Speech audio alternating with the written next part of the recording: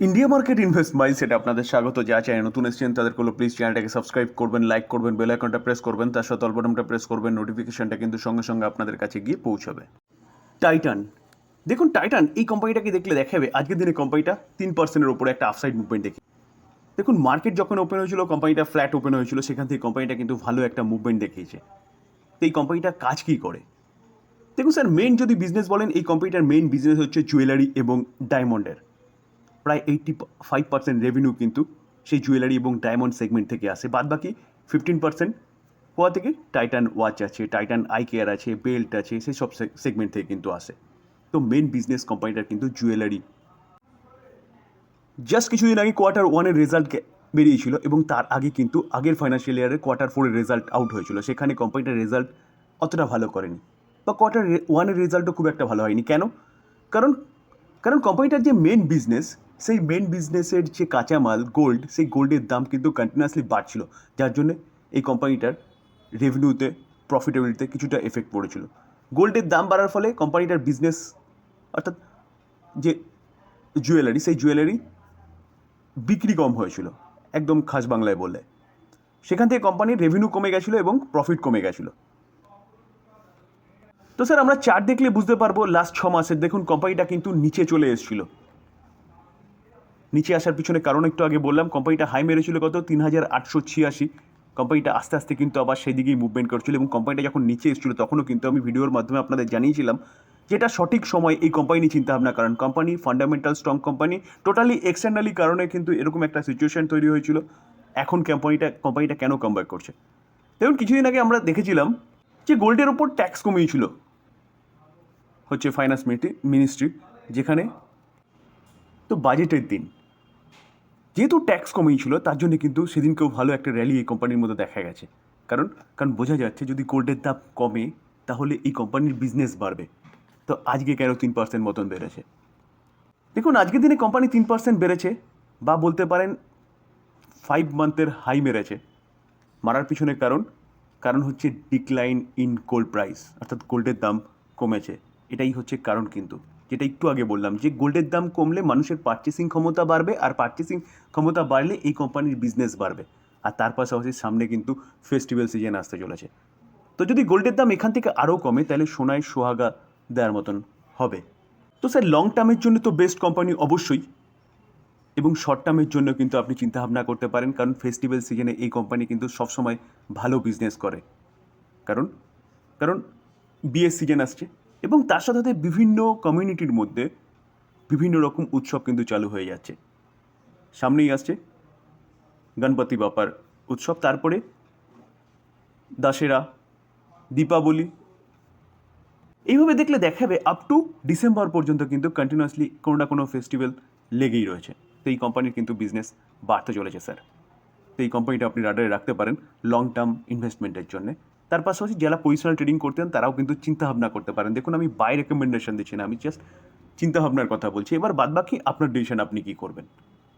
রেলটেল, দেখুন রেলওয়ে সেগমেন্টে রেলটেল যে কোম্পানিটা, এই কোম্পানিটা কিন্তু কী কাজ করে? এই কোম্পানিটার মেন কাজ হচ্ছে কমিউনিকেশন ব্যবস্থাকে ডেভেলপমেন্ট করা, যেখানে রেল থেকে একের পর এক অর্ডার কিন্তু এই কোম্পানিটা পাচ্ছে। আজকের দিনে কোম্পানিটা প্রায় 0.5%-এর কাছাকাছি একটা ডাউন সাইড মুভমেন্ট দেখিয়ে, যেখানে কোম্পানিটা যদি রিটার্ন দেখি লাস্ট এক বছরে কোম্পানিটা 113% রিটার্ন দিয়েছে।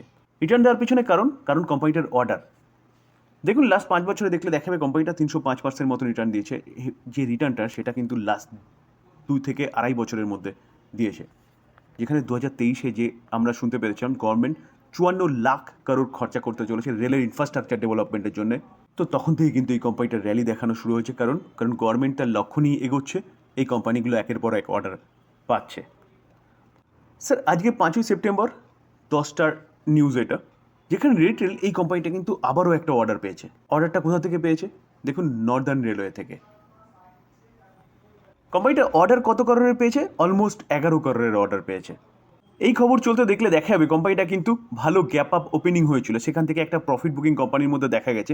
কিছুদিন আগে আমরা জানতে পেরেছিলাম বা আমি আলোচনাও করেছিলাম যে ভারতীয় রেল কবচ সিস্টেম চালু করতে চলেছে। কিসের জন্য? যে রেলের যে অ্যাক্সিডেন্ট হচ্ছে সেই অ্যাক্সিডেন্টকে আটকানোর জন্য। তো এই কোম্পানিটা কিন্তু বেস্ট কোম্পানি, কারণ কারণ টোটাল কমিউনিকেশন ব্যবস্থাটা এই কোম্পানিটা দেখে। তো কবচ সিস্টেমের জন্য কিন্তু কমিউনিকেশন ব্যবস্থাই হচ্ছে মেন। তো এই কোম্পানিটাও কিন্তু আপনি রাডারে রাখতে পারেন, কোম্পানি এখান থেকে কিন্তু আরও ভালো পারফরমেন্স দেখাতে পারে। চোলামণ্ডলম ফাইন্যান্স লিমিটেড কোম্পানিটাকে দেখলে দেখাবে, দেখুন আজকের দিনে কোম্পানিটা 3%-এর উপরে একটা আপসাইড মুভমেন্ট দেখিয়েছে। স্যার নাম শুনেই বোঝা যাচ্ছে কোম্পানিটা কাজ কী করে। দেখুন আমরা যদি লাস্ট এক বছরে দেখলে দেখাবে কোম্পানিটা কিন্তু অ্যাপ্রক্সিমেট 40%-এর কাছাকাছি একটা আপসাইড মুভমেন্ট দেখিয়েছে, যেখানে আমরা যদি 5 বছর দেখলে দেখাবে 470% একটা রিটার্ন দিয়েছে। আর স্যার আমরা যদি ম্যাক্সিমাম চার্ট প্যাটার্ন দেখি না, তাহলে দেখলে দেখা যাবে কোম্পানিটা কিন্তু ম্যাক্সিমাম চার্ট প্যাটার্নে 28,971% রিটার্ন দিয়েছে। তো চার্ট দেখলে বুঝতে পারবেন কোম্পানিটা কিন্তু স্মুথলি লেফট থেকে রাইটে ওপরেই গেছে। তো কোম্পানিটা ফান্ডামেন্টাল স্ট্রং কোম্পানি, ভালো কোম্পানি। এই কোম্পানিটাকে নিয়ে কিন্তু একটা ভালো নিউজও পাওয়া যাচ্ছে। স্যার নিউজটা কি দেখুন, চোলামণ্ডলম ফাইন্যান্স আজকে 4% একটা আপসাইড মুভমেন্ট দেখানোর পিছনে কারণ হচ্ছে কি গোল্ডম্যান স্যাক, যেখানে বাই রেটিং দিচ্ছে এই কোম্পানিটাকে নিয়ে। তো স্যার এই কারণেই কিন্তু আজকে এই কোম্পানিটা এতটা ভালো মুভমেন্ট দেখিয়েছে। তো স্যার যারা লং টার্ম ইনভেস্টার না, তারা কিন্তু এই কোম্পানি নিয়ে চিন্তাভাবনা করতে পারেন। কোম্পানিটা ফান্ডামেন্টাল স্ট্রং কোম্পানি, আর এই কোম্পানিটা মুরাগাপ্পা গ্রুপের কোম্পানি। তো স্যার এই কোম্পানিটা কিন্তু আপনি রাডারে রাখতে পারেন লং টার্ম ইনভেস্টমেন্টের জন্য। স্যার আরবিআই গভর্নর থেকে কিন্তু একটা ভালো খবর পাওয়া যাচ্ছে, যেখানে শক্তিকান্তা দাস আজকের দিনে কিন্তু জানিয়েছে, দেখুন time for corporate sector to boost investment. কে বলছে? RBI governor. শেষ 7.2% জিডিপি প্রজেকশন FY25। এই যে নিউজটা পাওয়া যাচ্ছে না, এটা কিন্তু আজকেরই নিউজ, 12:38-এর নিউজ, যেখানে স্যার তিনি ভারতের ইকোনমি ভালো গ্রো করবে সেরকমই কিন্তু বলছে। ইকোনমি গ্রো করবে বলেই কিন্তু জিডিপিটা গ্রো করবে, এবং সামনে রেট কাটের একটা আবহাওয়া তৈরি হচ্ছে, যেখানে রেট কাট হলে পরে কী হবে, লিকুইডিটি বাড়বে, আর লিকুইডিটি বাড়লে কিন্তু আলটিমেটলি কর্পোরেট সেক্টরের জন্যই কিন্তু ভালো হবে, কারণ সেখানে প্রচুর পরিমাণে লিকুইডিটি ইন হবে through share market, through others ইন্ডাস্ট্রির মাধ্যমে। তো সেই জায়গায় দাঁড়িয়ে স্যার সেই কথাই কিন্তু তিনি আজকের দিনে জানানোর চেষ্টা করছে। আজকের দিনের FIBAC এর যে মিটিং ছিল যেখানে কি বলছে, ব্যাংকিং অফ বিকশিত Bharat in Mumbai on September 5। তো স্যার এটাই বলার বিষয় যে শুধু আরবিআই গভর্নর না, IMF, ইন্টারন্যাশনাল মনিটারি ফান্ড বলুন বা বিভিন্ন জায়গা থেকে কিন্তু আমাদের ভারতের ইকোনমি আরও ভালো গ্রো করবে সেরকমই খবর শোনা যাচ্ছে। তো ইকোনমি গ্রো করলে কিন্তু আমাদের মার্কেটও ভালো গ্রো করবে। তো সেই জায়গায় দাঁড়িয়ে যারা ইনভেস্টার, তারাও কিন্তু ভালো গ্রো করব আগামী ভবিষ্যতে। তো স্যার ভালো সময় আসতে চলেছে, ভালো স্টক দেখে চুপচাপ ইনভেস্টমেন্ট করে হোল্ড করুন, আপনি কিন্তু ক্যাপিটাল গেন করে দেবে বা আপনার স্বপ্ন পূরণ করে দেবে মার্কেট। আলোচনা এই পর্যন্ত। যদি আলোচনা ভালো লাগে, যা চাই নতুন এসেছেন তাদেরগুলো প্লিজ চ্যানেলটাকে সাবস্ক্রাইব করবেন, লাইক করবেন, বেল আইকনটা প্রেস করবেন, তার সাথে অল বাটনটা প্রেস করবেন, নোটিফিকেশনটা কিন্তু সঙ্গে সঙ্গে আপনাদের কাছে গিয়ে পৌঁছবে। থ্যাংক ইউ, ভালো থাকবেন।